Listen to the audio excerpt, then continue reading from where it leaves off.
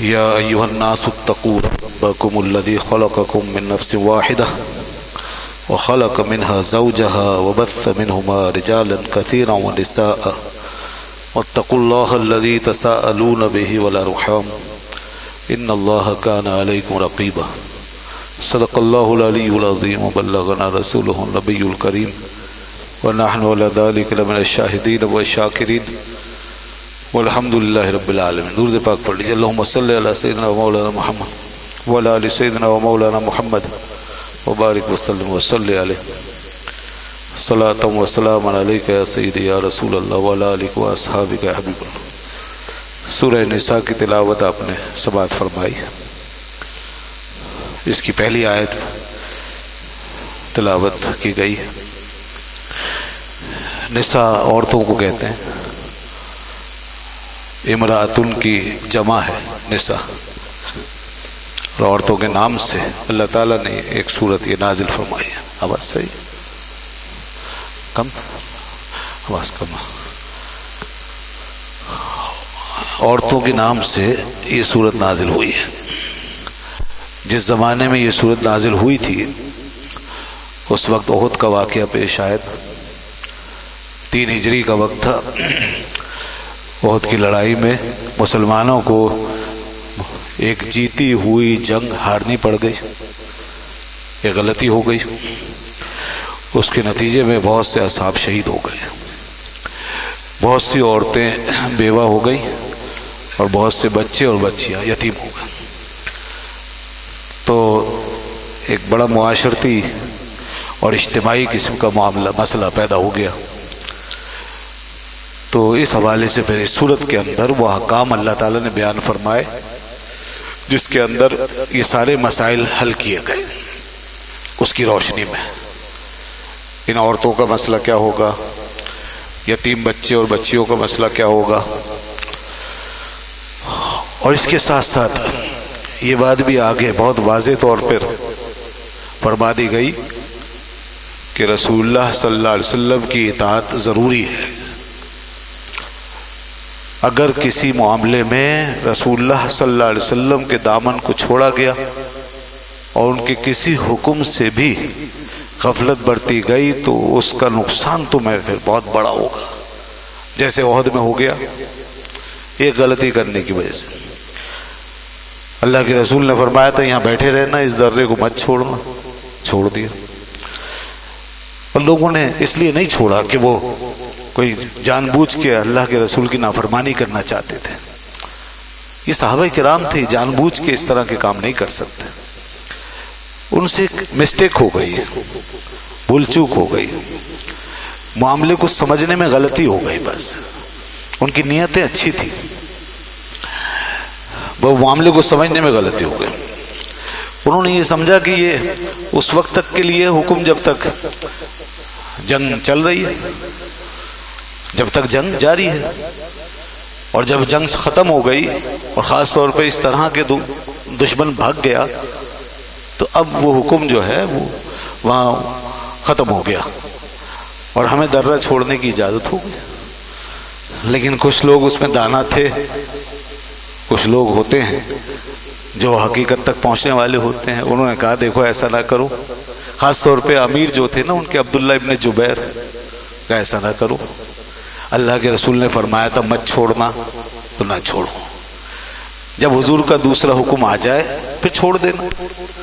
لیکن اللہ کے رسول نے فرمایا اس کو ایز اٹ از چلنے دو، اس پر ایز اٹ از عمل کرو. لوگوں نے کہا بھائی آپ کیا بات کر رہے ہیں، اب معاملے کو سمجھے تو صحیح. اب یہاں کھڑے ہونے کا فائدہ کیا؟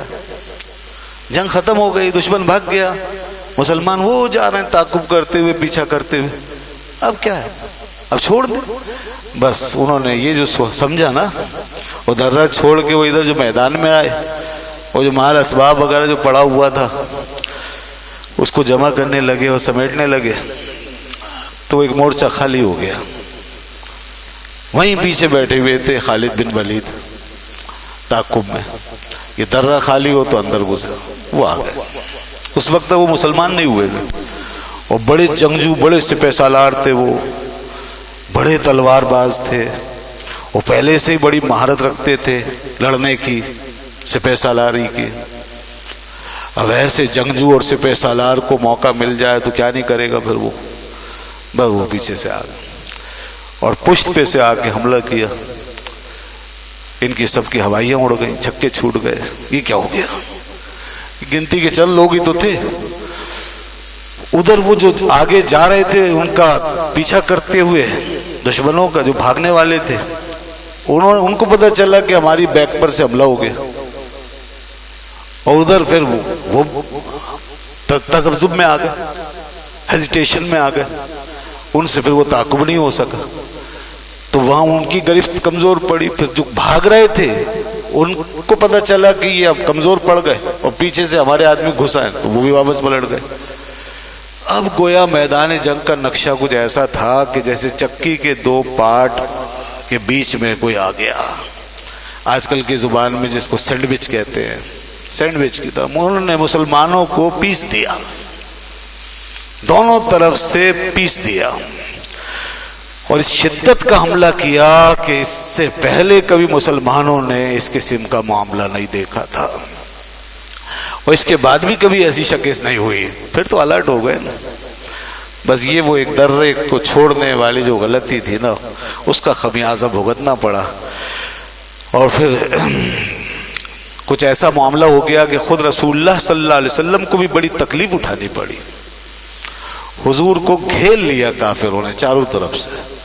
مسلمان بالکل سٹ پٹا گیا، کچھ بن نہیں پڑ رہی تھی، وہ سمجھ نہیں آ رہا تھا. ہر طرف سے حملہ ہو رہا تھا، ہر طرف سے تلواریں برس رہی تھی. لوگ اب اپنی اپنی فکر میں پڑ گئے، ایک نفس نفسی کا عالم ہو گیا. چند جانباز تھے جنہوں نے رسول اللہ صلی اللہ علیہ وسلم کو نہیں چھوڑا، جو حضور کے گرد ایسے کھڑے ہوئے تھے جیسے چاند کے گرد ہالا ہوتا ہے. وہ کھڑے رہے اور وہ سارے تیروں کو، تلواروں کو اپنی پشت پر، اپنے جسم پہ اٹھا رہے تھے. سب پورا جسم چلنی ہو گیا تھا لوگوں کا. اس وقت رسول اللہ صلی اللہ علیہ وسلم کا دندان مبارک شہید ہو گیا تھا، تھوڑا سا حصہ جھڑ گیا تھا، خون مبارک نکلا تھا، خود کی کڑیاں گڑ گئی تھی چہرہ انور میں، تو جسم لہو لوہان ہو گیا تھا. بہت بڑی تفصیل ہے غزوہ احد کی. اس حوالے سے بھی اللہ تعالیٰ نے احکام نازل کرنا شروع کیے اور فرمایا لوگوں دیکھو تم نے میرے رسول کی اطاعت کا دامن چھوڑا تو پھر دیکھو تمہارے ساتھ کیا ہو گیا. لہذا ہمیشہ رسول اللہ صلی اللہ علیہ وسلم کی اطاعت کرو، ہر حال میں کرو، اور ان کی اطاعت کے بغیر چارہ نہیں ہے. فرمایا وَمَا أَرْسَلْنَا مِن رَّسُولٍ إِلَّا لِيُطَاعَ بِإِذْنِ اللَّهِ، ہم نے کسی رسول کو بھی نہیں بھیجا مگر صرف اور صرف یہی مقصد تھا کہ ان کی پیروی کی جائے، ان کی اطاعت کی جائے. ان کی اطاعت کرو گے تو تمہیں نتیجہ ملے گا، اور اطاعت نہیں کرو گے تو نتیجہ نہیں ملے گا. آج بھی مسلمان یہ سمجھتا ہے کہ وظیفے پڑھ کے نتیجہ نکال لے گا، خالی چلے کھینچ کے نتیجے نکال لے گا، نعرے لگا کے نکال لے گا، جذبات و جوش میں آ کے نتائج نکال لے گا. یہ سب چیزیں اپنی جگہ، مگر اطاعت بہرحال ضروری ہے. مسلمان کی فوز و فلاح اور کامیابی کا دار و مدار اسی پر ہے. اوراد و وظائف، ذکر، اذکار، چلہ کشی، مجاہدے، ریاضتیں، جوش، جذبہ، نعرے وغیرہ، جلسے، جلوس، تحریکیں، تنظیمیں اپنی جگہ ہیں، مگر اطاعت کے بغیر گزارا نہیں ہے. اطاعت کرنی ہوگی، اور ان سب چیزوں کا مقصد بھی اطاعت ہی ہونا چاہیے. اس لیے اللہ تعالی نے فرمایا کہ دیکھو اگر تم اطاعت نہیں کرتے تو پھر تم اللہ کے قریب بھی نہیں ہو سکتے. اور صاف صاف فرمایا وَمَن يُطِعِ اللَّهَ وَالرَّسُولَ فَأُولَٰئِكَ مَعَ الَّذِينَ أَنْعَمَ اللَّهُ عَلَيْهِم مِّنَ النَّبِيِّينَ وَالصِّدِّيقِينَ وَالشُّهَدَاءِ وَالصَّالِحِينَ. جو اللہ اور اس کے رسول کی اطاعت کریں گے فَأُولَٰئِكَ مَعَ الَّذِينَ، وہ ان کے ساتھ ہوں گے جن پہ اللہ نے انعام فرمایا. انعام یافتہ بندوں کے ساتھ ہونا ہے تو اللہ رسول کی اطاعت کرنی ہوگی. اور انعام یافتہ بندے کون ہیں؟ من النبیین، نبیوں کے ساتھ ہو جائیں گے. وہ غلام ہے آقاؤں کے پاس چلا جائے گا، ہم غلام ہیں نا، آقاؤں کے پاس چلے جائیں گے. وہ صدیقین، सिद्दीकीन के साथ हो जाओगे, व शुहदा के साथ हो जाओगे, व स्वालिहीन के साथ हो जाओगे। जरा गौर तो कीजिए कि जिन लोगों ने जानों की मालों की कुर्बानियां दे दे के ये मकाम पाया, शहीद कहलाए, स्वाले कहलाए, अल्लाह फरमाता है तुम मेरे नबी की इताअत कर लो, तुम्हें भी वहीं पहुंचा दूंगा मैं। इताअत जो है ये कितनी बड़ी चीज है, ये कैसी अक्सीर है, ये कैसा पारस है गोया कि पत्थर को सोना बना दे। ये वो पारस पत्थर को सोना बना दे और इंसान को शहीदों से मिला दे, स्वालिहीन से मिला दे। वहसुना उलाइका रफीका, फरमाया देखो ये कितने अच्छे साथी हैं, तो इनके साथ हो जाओ। अल्लाह अकबर। और अल्लाह ताला फरमाता है अगर तुमसे गलती हो गई है, भूल हो गई है, गुनाह हो गया, ज्यादती हो गई, कोई बात नहीं, मायूस ना हो। ठीक है गलती तो है, गलती है, मगर मायूस ना हो। मैंने मगफिरत का दरवाज़ा खोला हुआ है और मेरे महबूब ने मेरी अता से रहमत का और शफाअत का दरवाज़ा खोला हुआ है। ना वो दरवाज़ा बंद है, ना ये दरवाज़ा बंद है। इसी सूरत में ये भी बताया मुसलमानों को, ये भी बता दिया। ये गाड़ी देखिए गलत खड़ी है, ACE 853 और R5893, ये हटा लीजिए, किसी को इमरजेंसी हो सकती है, इसलिए मैं दरमियान में ऐलान कर दिया आप गाड़ी हटा लीजिए, जिसकी भी गाड़ी हटा लीजिए। तो इताअत के हवाले से फरमाया अगर तुमसे गलती हो गई तो मायूस ना हो। मेरे महबूब ने अपनी शफाअत का दरवाज़ा और तुम्हारे लिए दुआओं का दरवाज़ा खोला हुआ। वलौ अन्नहुम ज़लमू अनफुसहुम जाऊका फस्तगफिरुल्लाह वस्तगफर लहुमुर रसूल। अल्लाह फरमाता है कि अगर वो अपनी जानों पे जुल्म कर बैठे हैं तो वो आपके पास आ जाए, आपकी खिदमत में आ जाए, मेरे नबी के पास आ जाए। जाऊ का मुजरिम बुलाए आए हैं, जाऊ का है गवाह। हमें अल्लाह ने ये फरमाया मेरे महबूब के पास आ जाए। हम सब मुजरिम ही तो हैं, और जब मक्के से मदीने जाता है ना आदमी तो यही सोच के जाता है, जा रहा है एक मुजरिम, जा रहा है एक सियाकार गुनाहगार आका की खिदमत में, बस यही सोच के जाना चाहिए। बाद लोग कहते हैं वहां जाने की जरूरत क्या है, हज तो हो गया। अरे कमाल कर दिया आपने। हाजियो आओ शहनशाह का रोजा देखो, काबा तो देख चुके, अब काबे का काबा देखो।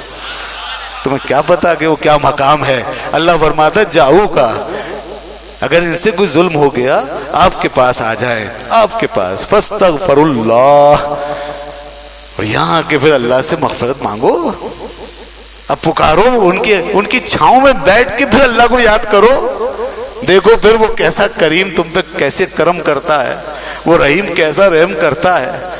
वो अपने महबूब के सदके में वस्तगफर लहुमुर रसूल, और साथ में गारंटी दे दी यहाँ आने के बाद ये न समझना कि रसूल तुम्हारे लिए कुछ नहीं करेंगे, ये भी करीम है, ये भी करीम है। तुम इधर तुम हाथ उठाओ, खुदा से मुआफी चाहो, देखो रसूल की रहमत कैसी जोश में आती है, फिर रसूल भी तुम्हारे लिए मुआफी चाहेंगे, रसूल भी हाथ उठा देंगे, अल्लाह ये मेरे पास आ गए इन्हें बख्श दे, अल्लाह ये मेरे पास आ गए इन्हें माफ कर दे। और जब रसूल हाथ उठा लेंगे, बस अल्लाह यही चाहता है कि महबूब के हाथ उठें और महबूब के सदके में अता करे।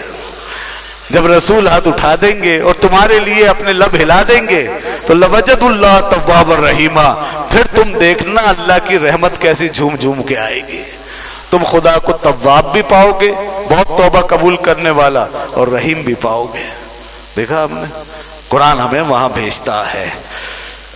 वही रब है जिसने तुमको हमतन करम बनाया, हमें भीख मांगने को तेरा रास्ता बताया। तो ये अल्लाह की अताओं की भीख वहां से हम लेने जाते हैं, तो इसलिए वहाँ शफाअत है, वहाँ हमारे लिए दुआएं हैं, वहाँ हुजूर की रहमतें हैं।